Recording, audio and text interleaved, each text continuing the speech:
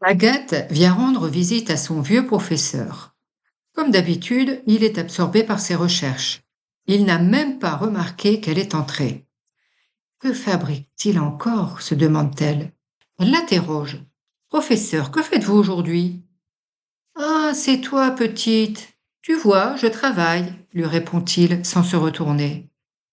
Il est vraiment concentré, pense-t-elle. À quoi travaillez-vous? J'ai retrouvé un ancien carnet de mon père et j'essaie de comprendre comment il parvenait à réaliser cette potion, dit-il, tout en lisant l'ouvrage. À quoi sert-elle? Insiste Agathe. Ça, je ne sais pas encore, lui répond-il en riant. J'ai presque fini. Patiente un peu, veux-tu?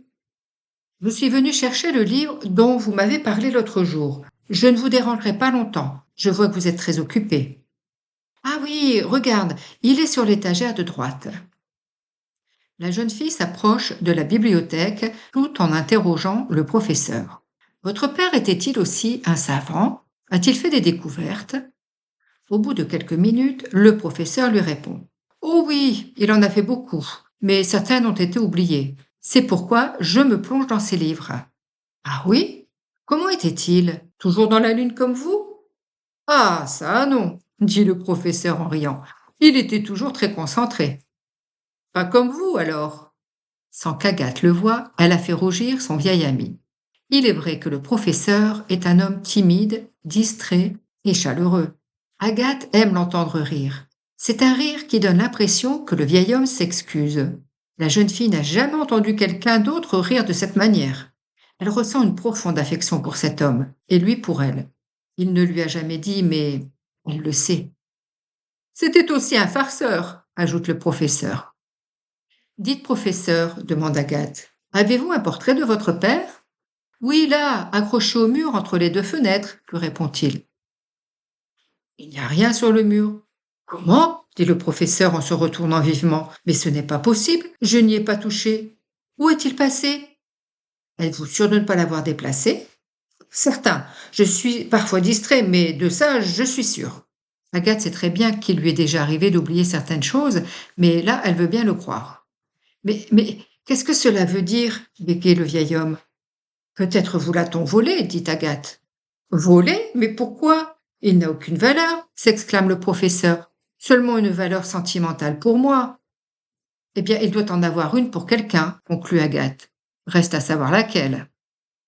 Agathe voit que le vieux professeur semble très affecté. Son dos est encore plus voûté que d'habitude. Il se met à marcher de long en large, regarde ici, fouille là, rien. Le tableau a bel et bien disparu. Pendant qu'il s'agite, la jeune fille regarde autour d'elle. Elle scrute chaque centimètre carré de la pièce qui n'est pas très grande. Comment le voleur a-t-il pu faire? Par où est-il passé? Est-ce qu'hier soir vous l'avez vu accroché au mur? Demande-t-elle. Oui, il me semble bien que oui, répond le vieil homme. Avez-vous verrouillé la porte de votre bureau en partant? Oui, tout à fait. Avez-vous entendu du bruit durant la nuit? Non, j'ai un sommeil très léger. Le moindre bruit m'éveille. C'est la même chose pour la lumière. La plus petite lueur me sort du sommeil. Où se trouve votre chambre? Derrière la petite porte que tu vois là, à côté de la cheminée. Agathe continue son inspection des lieux et tout à coup, une chose attire son attention. Dites, professeur, regardez votre fenêtre, n'est pas fermée. Je suis asthmatique et j'ai souvent besoin de respirer de l'air frais. Ah, par exemple, crois-tu que le voleur est passé par là? Ce qui est étrange, c'est que votre bureau se trouve au deuxième étage. Je me demande comment le voleur aurait pu passer par la fenêtre. Vous manque-t-il autre chose, professeur? Je ne crois pas. Il faudrait que je regarde plus en détail. Ah, je suis tellement perturbée. Je tenais beaucoup à ce tableau. Je ne sais plus quoi faire. Ne vous en faites pas, je vais le retrouver, le rassure Agathe. Avez-vous une photographie du tableau? Oui, laisse-moi la chercher. Tiens, la voilà, dit-il en lui tendant le cliché. Vous vous êtes trompé, c'est la photographie d'un rat, dit Agathe. Non, c'est bien le tableau de mon père. Ne t'avais-je pas dit qu'il était excentrique? Il aimait faire des blagues et en plus il s'intéressait beaucoup aux énigmes et aux symboles. Ah, je comprends. Il s'est fait représenter en rat parce qu'il étudiait beaucoup comme les rats de bibliothèque. C'est bien ça, tu as deviné juste. Puis-je emprunter cette photographie, professeur? Lui demande la jeune fille. Oui, bien sûr, mais c'est la seule que j'ai et j'y tiens beaucoup. J'en prendrai grand soin, répond-elle d'un air sérieux pour rassurer le vieil homme. Présent, je vous laisse. Dès que j'en saurai un peu plus, je reviendrai. À bientôt, professeur. La jeune fille part en courant, elle est encore en retard pour aller en cours. Le soir venu, assise dans son lit, Agathe rassemble ses idées. Elle reprend toutes les informations dont elle dispose. Petit 1.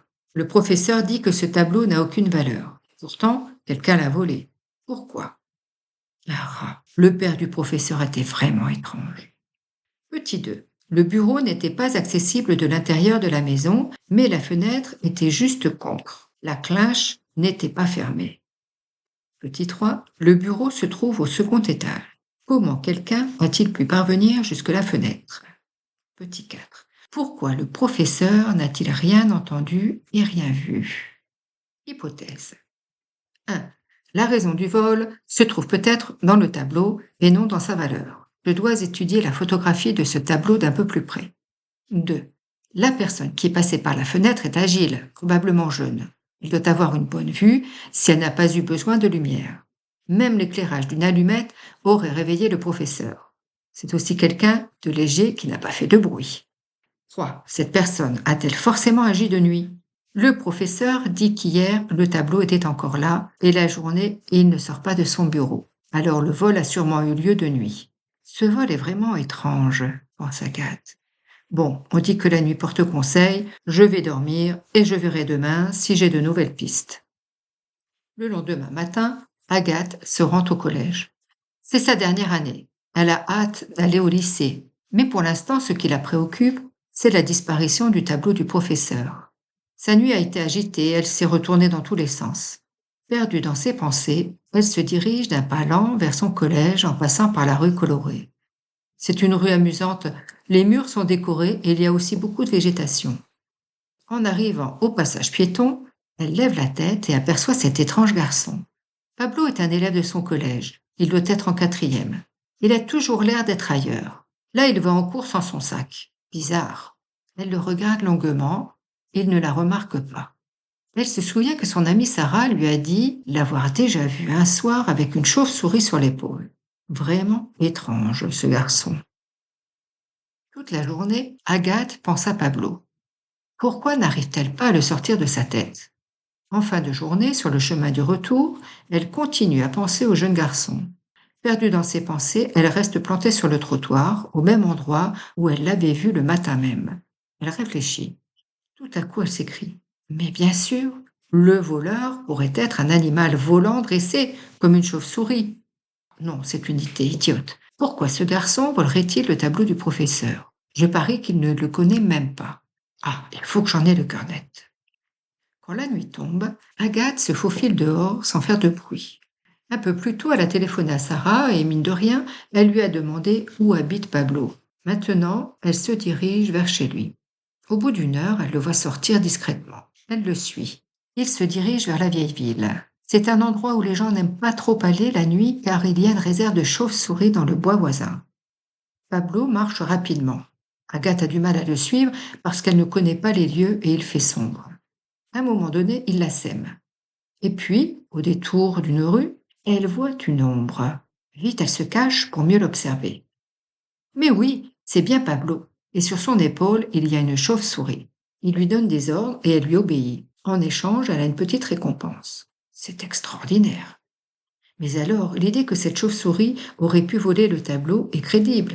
Et pourquoi ce vol? De retour chez elle, Agathe se déshabille rapidement et se met au lit. Mais elle a beau se tourner dans tous les sens, impossible de s'endormir. Alors elle allume la lumière et prend la photographie du tableau. Peut-être y a-t-il un indice qui lui a échappé. Elle observe chaque détail du dessin, mais elle ne remarque rien de particulier. Pourquoi le père du professeur a-t-il choisi un rat pour le représenter? C'est un animal que les gens trouveraient pugnant en général. Cependant, les rats sont des animaux intelligents.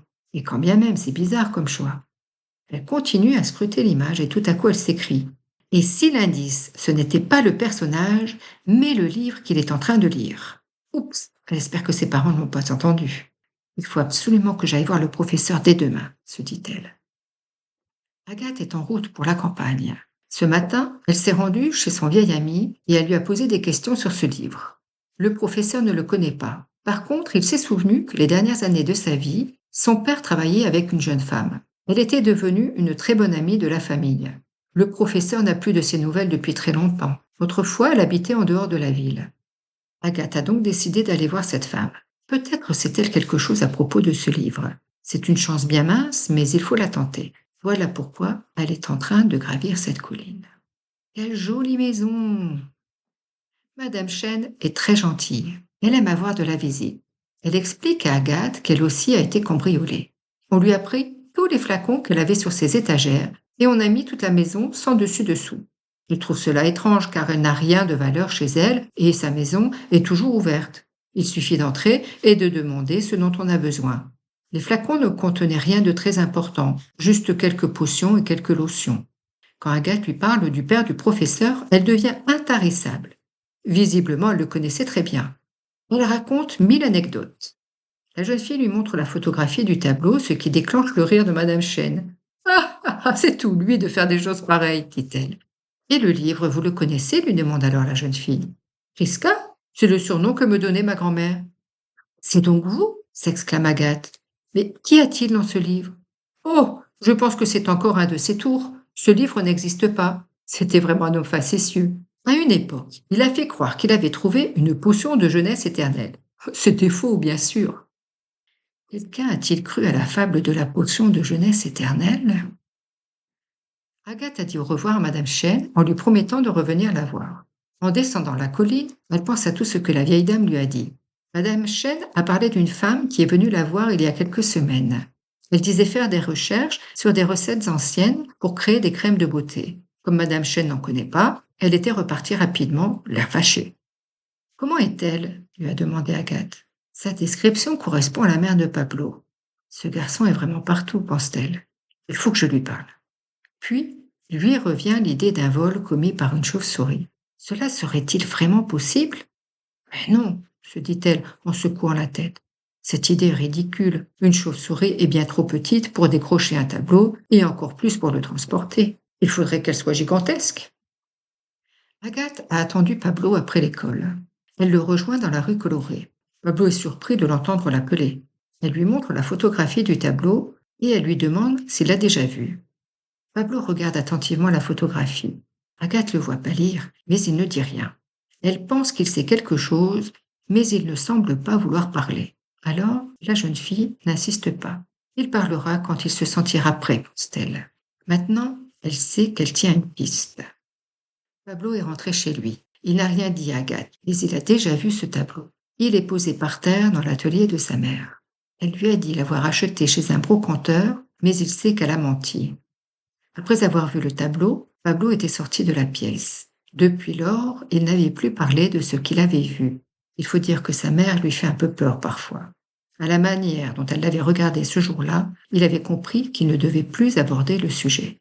Mais là, c'est grave. La fille lui a parlé de vol. Sa mère aurait-elle pu avoir volé ce tableau? Pourquoi? Ce soir-là, le jeune garçon décide de se confier à sa fidèle amie, la chauve-souris.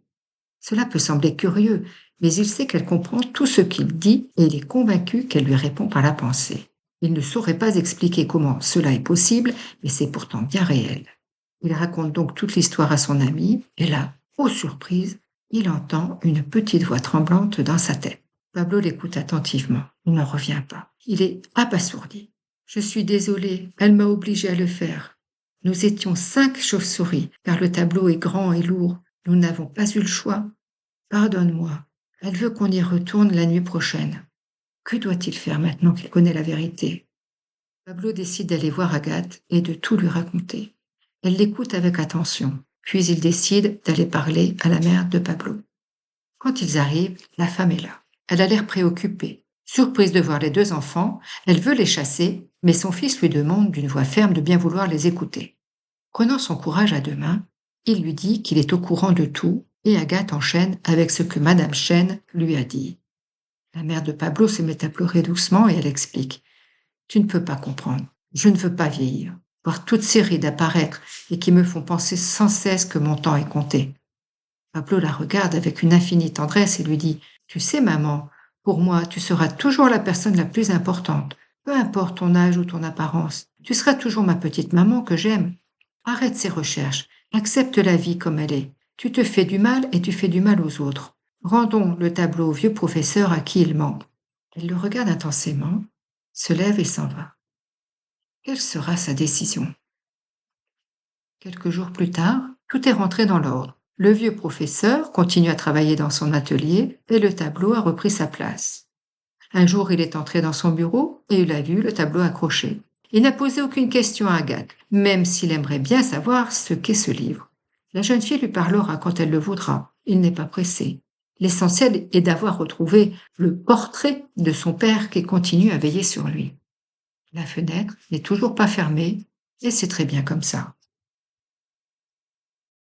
Pour terminer cette lecture, je vous propose de répondre à ces 3 questions. Première question. Pourquoi la mère de Pablo désirait-elle le tableau? Je vous laisse y réfléchir.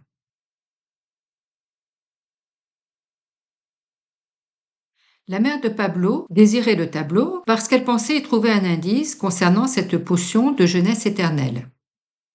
Deuxième question. Pourquoi voulait-elle que les chauves-souris retournent chez le professeur?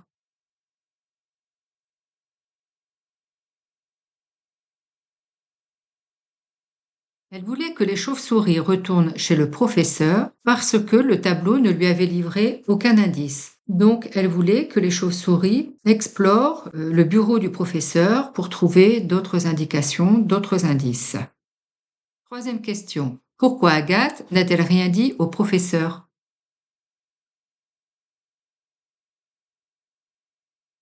Agathe ne lui a rien dit parce qu'elle ne voulait pas que Pablo soit mal à l'aise. Comme c'est sa mère qui avait volé le tableau, elle préférait ne rien dire pour l'instant et puis voir comment les choses allaient évoluer.